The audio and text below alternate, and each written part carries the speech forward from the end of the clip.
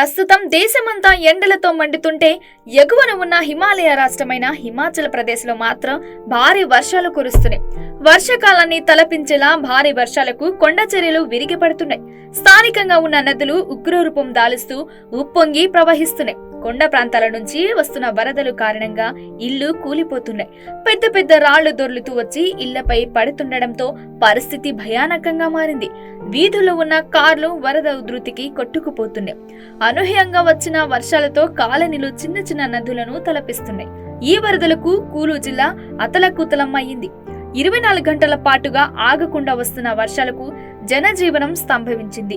ప్రజలు ఇళ్ల నుంచి బయటకు వెళ్లలేని పరిస్థితి నెలకొంది. భారీ వరదలకు కొండ చర్యలు విరిగి పడుతున్నాయి. రాళ్లు రప్పలు మట్టి కొట్టుకురావడంతో రహదారులు మట్టి దిబ్బలుగా మారిపోయాయి. కార్లు బైక్లు వరదలకు కొట్టుకుపోయాయి. మట్టి దిబ్బలు రాళ్లు వెహికల్స్ ను పూడ్చేశాయి.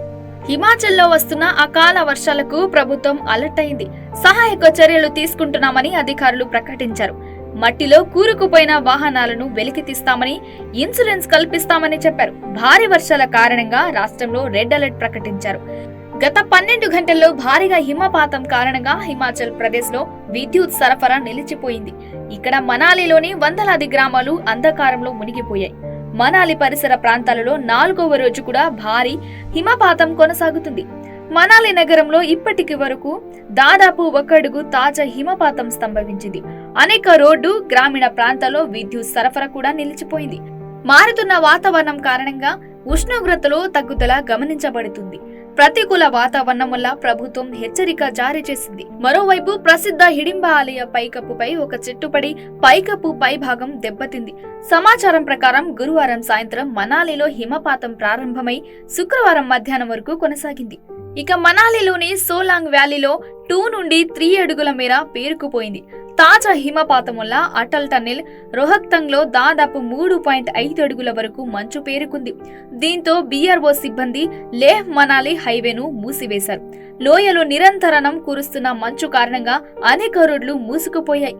గ్రామీణ ప్రాంతాల్లో విద్యుత్ సరఫరా కూడా అంతరాయం కలిగింది. ఇక కూలులో పరిస్థితి అదుపులో లేకపోవడంతో కూలు విపత్తు నిర్వహణ సంస్థ నుండి అందిన సమాచారం ప్రకారం కూలు జిల్లాలో 964 ట్రాన్స్ఫార్మర్లను పనిచేయడం లేదు.